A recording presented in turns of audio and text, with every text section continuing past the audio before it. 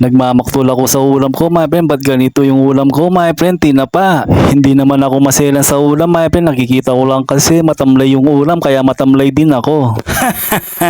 Para mawala yung pagkatamlay natin at ganahan sa pagkain, my friend, ito, hinimay ko muna yung tinapa, my friend. Hihiwalayin ko yung laman at saka yung mga tinik, my friend. Total, may kanin na din ako, my friend. Gagawin kong tinapa rice na lang, my friend, para magkabuhay yung pagkain natin. Ay sus! Chos lang!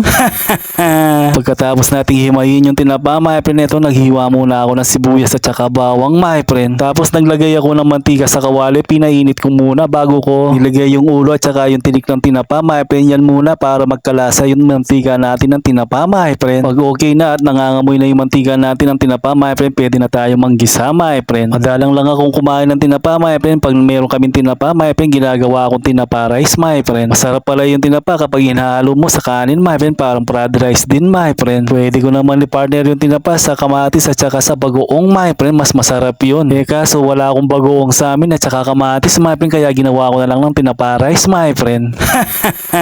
Habang pinaghahalo natin yung kanin at saka yung tinapa rice, my friend, nilagyan ko ng oyster sauce tapos pampalasa na din, my friend. At ito na yung ginawa kong tinapa rice, my friend. Medyo kulang man yung nilagay kong tinapa rice pero masarap pa rin, nangangamoy tinapa, my friend. Parang ako lang nangamoy tinapa na din, my friend.